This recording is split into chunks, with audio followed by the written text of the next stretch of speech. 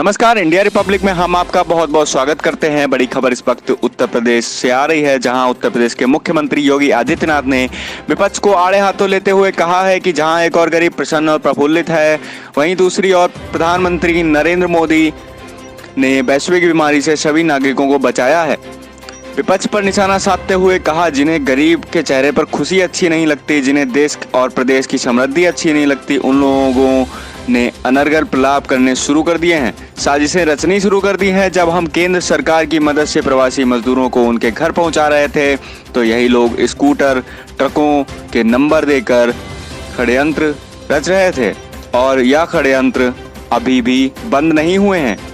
और क्या क्या कहा श्री योगी जी ने, आइए सुनते हैं। जहां एक गरीब प्रसन्न है, प्रफुल्लित है, वैश्विक महामारी से प्रधानमंत्री मोदी जी के विजन ने प्रत्येक नागरिक को बचाया है, वहीं जिन्हें गरीब के चेहरे पर खुशी अच्छी नहीं लगती, जिन्हें प्रदेश और देश की समृद्धि अच्छी नहीं लगती, उन लोगों ने अनर्गल प्रलाप करने प्रारंभ कर दिए, साजिशें रचनी प्रारंभ कर दी। आप याद करिए, जब हम प्रवासी कामगार और श्रमिकों को भारत सरकार की मदद से सुरक्षित उनके घरों तक पहुंचा रहे थे, तब कुछ राजनीतिक दलों के लोग ऐसे भी थे जो षड्यंत्र करने में लगे थे। उस समय का षड्यंत्र भी सोचिए, किस प्रकार के षड्यंत्र थे। बस के नंबर के स्थान पर स्कूटर के नंबर दिए जा रहे थे, फर्जी नंबर दिए जा रहे थे, कबाड़ा ट्रकों के नंबर दे करके जीवन के साथ खिलवाड़ करने की कुत्सित चेष्टाएं हो रही थी, और वही षड्यंत्र अभी भी बंद नहीं हुए, ये लगातार चल रहे हैं। ये सोच वही सोच है जो वंशवादी सोच,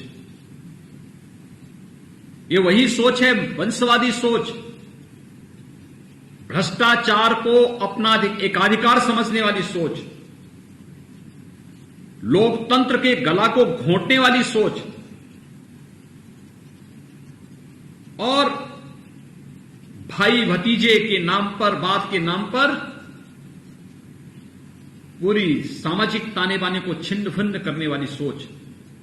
और उस सोच के पोषक लोग आज जातीय दंगा कराना चाहते हैं। इस सोच के लोग, जब प्रदेश के अंदर माफिया और अपराधियों के खिलाफ कार्रवाई होती है, तो सबसे ज्यादा परेशानी इन्हीं लोगों को होती है। अब इसकी खुन्नस कैसे निकालें, इसके लिए इनके द्वारा षड्यंत्र रचे जा रहे हैं, अलग अलग प्रकार से षड्यंत्र रचे जा रहे हैं। और मैं आप सबका आह्वान करूंगा कि हमें इस प्रकार के षड्यंत्रों से घबराना नहीं चाहिए। एक षड्यंत्र इनके वास्तविक चेहरों को प्रदर्शित कर देता है। गरीब के लिए, किसान के लिए, मजदूर के लिए, नौजवान के लिए, महिलाओं के बारे में इनके मन की क्या सोच है, इनके षड्यंत्र स्वतः स्फूर्त भाव के साथ इनके चेहरों को बेनकाब करके रख देता है। लेकिन हमें इनके षड्यंत्रों से घबराना भी नहीं है, और न ही हमें इसमें किसी भी प्रकार से पीछे हटने की आवश्यकता है। हमारा कार्य न जाति के आधार पर, न क्षेत्र के आधार पर, न भाषा के आधार पर, न मत और मजहब के आधार पर, हमारा काम तो शासन की योजना सबका साथ, सबके विकास के आधार पर, समाज के अंतिम पायदान पर बैठे हुए व्यक्ति को बिना भेदभाव के शासन की योजनाओं का लाभ पहुंचाना हमारा कार्य है। और इसको ही हम अपने जीवन का लक्ष्य मान करके चल रहे हैं।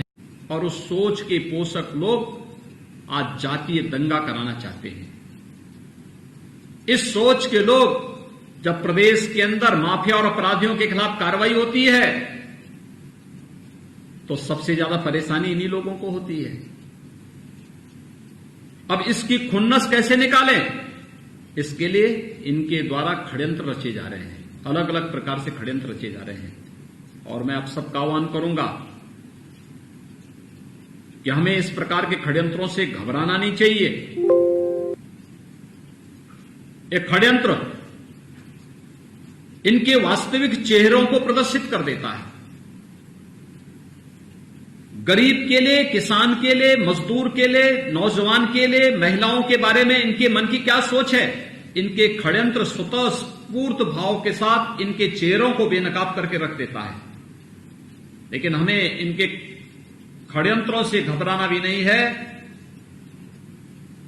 और न ही हमें इसमें किसी भी प्रकार से पीछे हटने की आवश्यकता है। हमारा कार्य न जाति के आधार पर, न क्षेत्र के आधार पर, न भाषा के आधार पर, न मत और मजहब के आधार पर, हमारा काम तो शासन की योजना सबका साथ, सबके विकास के आधार पर समाज के अंतिम पायदान पर बैठे हुए व्यक्ति को बिना भेदभाव के शासन की योजनाओं का लाभ पहुंचाना हमारा कार्य है और इसको ही हम अपने जीवन का लक्ष्य मान करके चल रहे हैं।